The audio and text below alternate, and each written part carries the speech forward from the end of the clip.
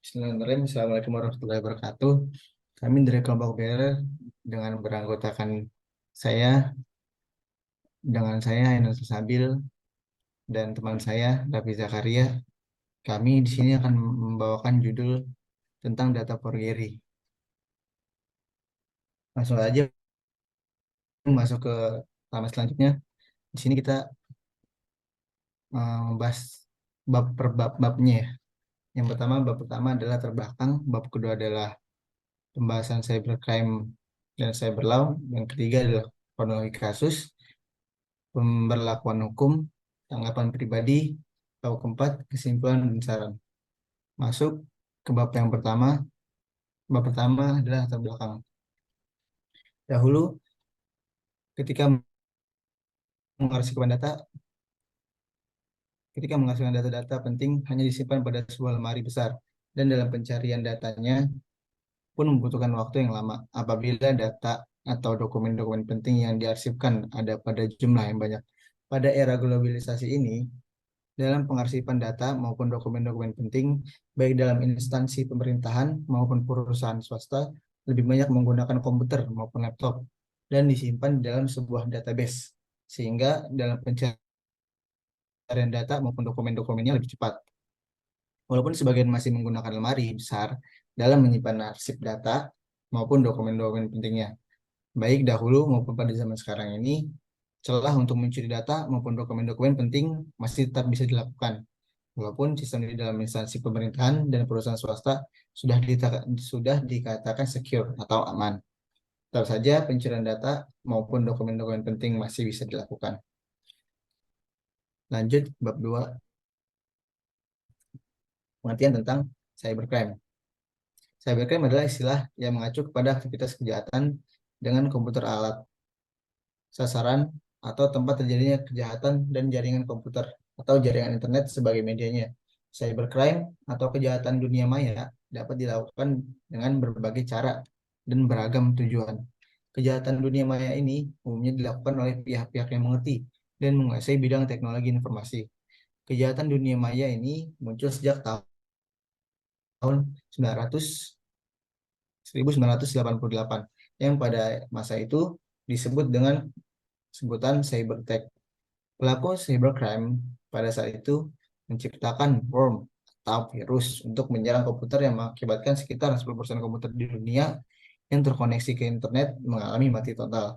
Cybercrime atau kejahatan dunia maya adalah suatu tindakan ilegal yang dilakukan melalui jaringan komputer dengan media internet untuk mendapatkan keuntungan dengan cara merugikan pihak lain. Masuk lanjut ke penjelasan selanjutnya, yaitu cybercrime.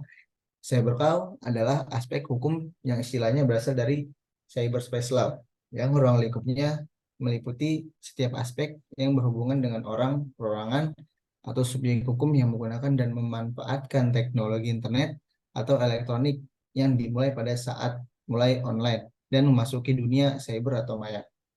Pada negara yang telah maju dalam penggunaan internet atau elektronik sebagai alat untuk memfasilitasi setiap aspek kehidupan mereka, perkembangan hukum dunia maya sudah sangat maju. Adapun dasar hukum tentang data forgery atau tentang yang kita bahas kali ini itu tercantum sebagai berikut. Masuk ke pasal 30. Di sini ada tiga pembagian. Yang pertama adalah setiap orang dengan sengaja dan tanpa hak atau melawan hukum mengakses komputer dan sistem elektronik milik orang lain dengan cara apapun. Yang kedua, setiap orang dengan sengaja dan tanpa hak atau melawan hukum mengakses komputer atau sistem elektronik dengan cara apapun dengan tujuan untuk memperoleh sistem elektronik, untuk memperoleh informasi elektronik atau dokumen elektronik.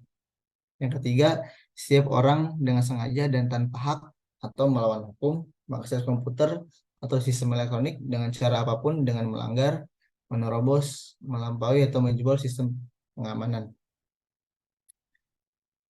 Masuk pasal ketiga lima, setiap orang dengan sengaja dan tanpa hak atau melawan hukum melakukan manipulasi, penciptaan, perubahan, penghilangan, mengerusakan informasi elektronik atau dokumen elektronik dengan tujuan agar informasi elektronik atau dokumen elektronik tersebut dianggap seolah-olah data yang otentik.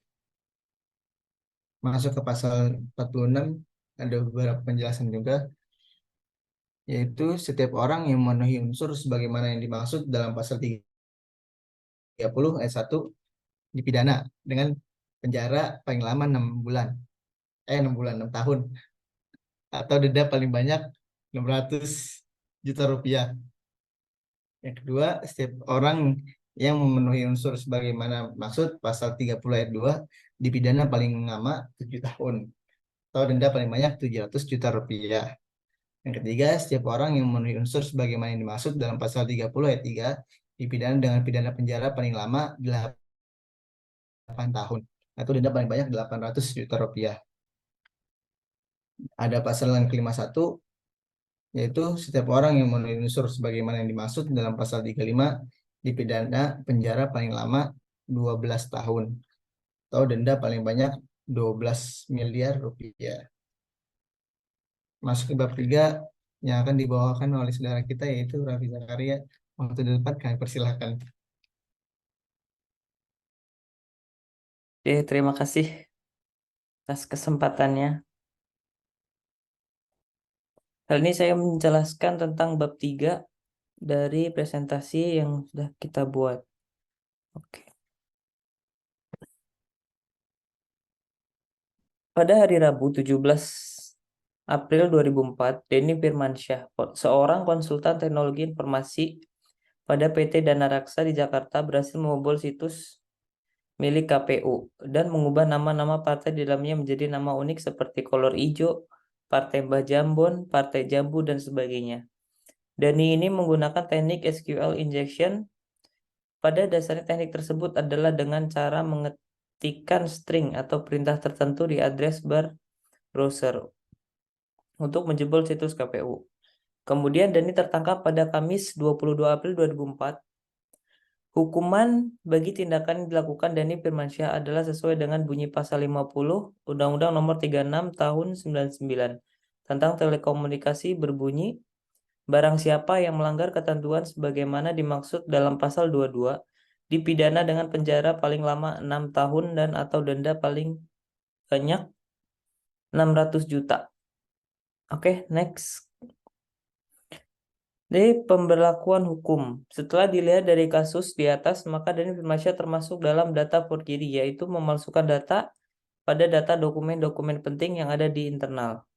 Dan adapun dasar hukum yang dipakai untuk menjerat Dani Firmansyah adalah dijerat dengan pasal Undang-Undang Nomor 36 Tahun 99 tentang telekomunikasi yang merupakan bentuk lex specialis dari KUHP di bidang cybercrime.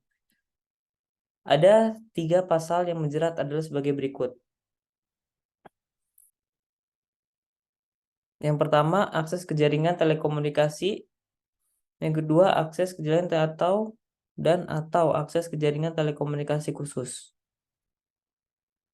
Unsur-unsur ini telah dipenuhi dengan pembobolan situs KPU yang dilakukan oleh Dani secara ilegal dan tidak sah, karena dia tidak memiliki hak atau izin untuk itu.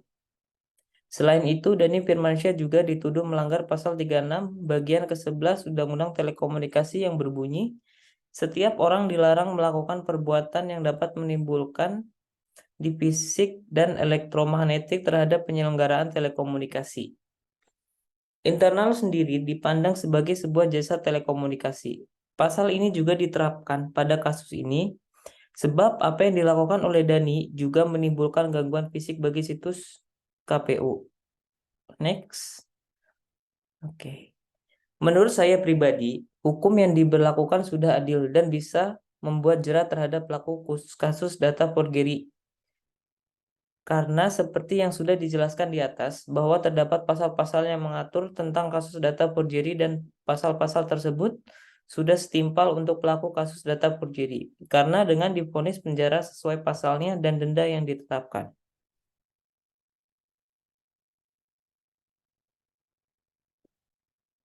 Di bab 4 menjelaskan dari kesimpulan. Di sini ada 3 kesimpulan. Yang pertama, data forgery merupakan sebuah kejahatan dunia maya atau cybercrime yang sangat berbahaya. Yang kedua, kejahatan data forgery ini lebih ditunjukkan untuk pemalsuan dan juga pencurian data-data. Kesimpulan yang ketiga, ketika menjadi tahun pasal yang diberikan kepada pelaku kasus data forgery. Next.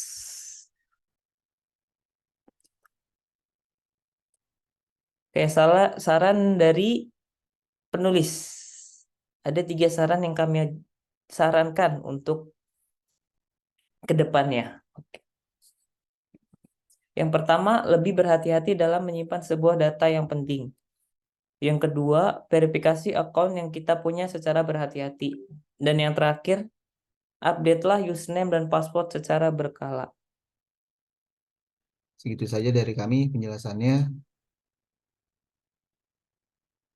Terima kasih. Assalamualaikum warahmatullahi wabarakatuh.